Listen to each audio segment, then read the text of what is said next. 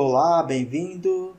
Eu sou Rogério. O vídeo de hoje é continuidade nos estudos para o concurso de auxiliar de promotoria 1.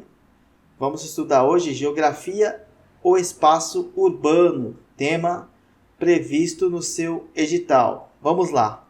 O que é espaço urbano? O espaço urbano pode ser definido como o espaço das cidades, o conjunto de atividades que ocorrem em uma mesma integração local, com a justa posição de casas e edifícios, atividades e práticas econômicas, sociais e culturais. O espaço da cidade é, dessa forma, uma paisagem representativa do espaço geográfico, um território das práticas políticas e um lugar das visões de mundo e mediações culturais. No entanto, é preciso estabelecer uma distinção entre o urbano e as cidades.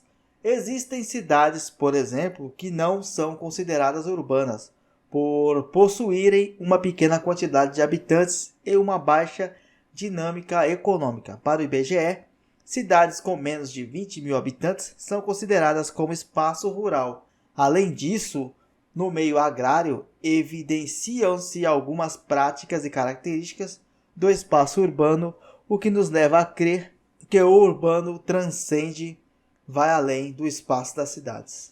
Nesse ínterim, podemos dizer que o espaço urbano é economicamente produzido, mas socialmente vivenciado, ou seja, apropriado e transformado com base em ações racionais e também afetivas.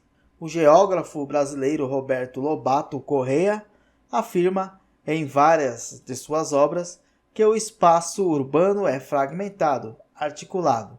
É também o condicionante das ações sociais e o reflexo dessas, em uma interação dialética. Além disso, segundo o mesmo autor, ele pode ser compreendido como um conjunto de símbolos e como um campo de lutas, principalmente envolvendo as classes sociais. Com o desenvolvimento das técnicas, o homem passou a viver em uma sociedade e assim passou a construir as suas cidades, os seus espaços de moradia. As mais antigas cidades datam de cerca de 9.000 a.C., que é o caso das cidades de Jericó, Palestina, e Damasco, na Síria.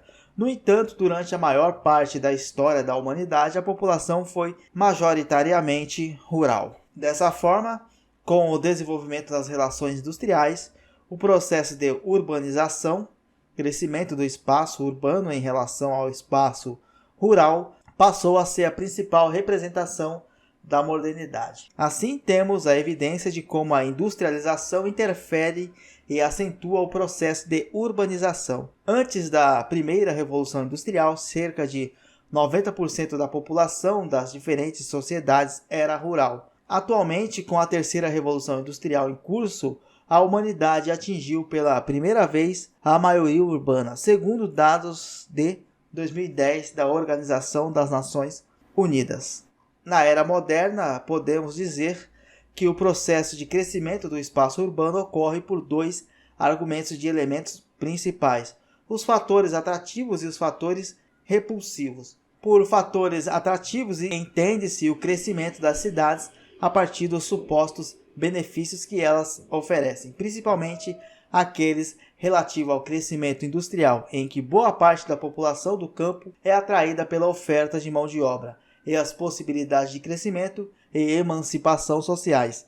Esses elementos foram predominantes em países hoje considerados desenvolvidos, que passaram pelo processo de industrialização clássica. Entre as cidades, podemos citar os casos de Londres, Nova York, Paris e outras. Por fatores repulsivos, entende-se o crescimento das cidades em função da saída dos trabalhadores do campo, em face da mecanização, da produção agrícola ou da concentração fundiária. A urbanização causada pelos fatores repulsivos costuma ser mais acelerada e revela uma maior quantidade de problemas sociais, sendo característica dos países subdesenvolvidos. Entre as cidades, podemos citar os casos de São Paulo, Rio de Janeiro, Cidade do México, entre outras. Assim, através dos fatores atrativos e repulsivos, podemos perceber que o espaço urbano cresce principalmente com a migração do tipo campo-cidade, que, quando ocorre em massa, é chamada de êxodo rural. Quando esse processo proporciona um crescimento desordenado das cidades, ou seja, quando esse crescimento foge do controle do Estado e dos governos, observa-se a emergência de graves problemas sociais urbanos, dos quais destacam-se a favelização, ocupações irregulares, índices de miséria, violência e muitos outros. Além de problemas sociais, a urbanização acelerada pode evidenciar a emergência de problemas ambientais urbanos. Dentre eles, merecem destaque as ilhas de calor, as chuvas ácidas e a inversão térmica. Portanto, mesmo sendo a expressão dos avanços da modernidade, o espaço urbano também pode ser a principal evidência de suas contradições. E agora a segunda pesquisa, espaço urbano brasileiro. O processo de urbanização do território brasileiro iniciou-se de maneira mais concreta a partir do final do século XIX, com o início gradativo da industrialização no país. No entanto, foi após os anos 1930 que a presença das indústrias tornou-se mais intensiva e a urbanização começou a intensificar-se. A segunda metade do século XX serviu de incremento graças ao intenso êxodo rural, ocasionado pela mecanização das atividades produtivas no meio rural, o que gerou um maior desemprego no campo e a grande leva de imigrantes em direção às principais cidades do Brasil. A década de 1960 foi o período em que o Brasil, pela primeira vez, passou a ter uma população predominantemente urbana, ou seja, a maior parte dos habitantes concentrava-se nas cidades. Atualmente, mais de 80% dos habitantes do Brasil residem em cidades, sendo a maioria destes em grandes centros urbanos e capitais, tais como São Paulo, Rio de Janeiro, Belo Horizonte, Porto Alegre e outras.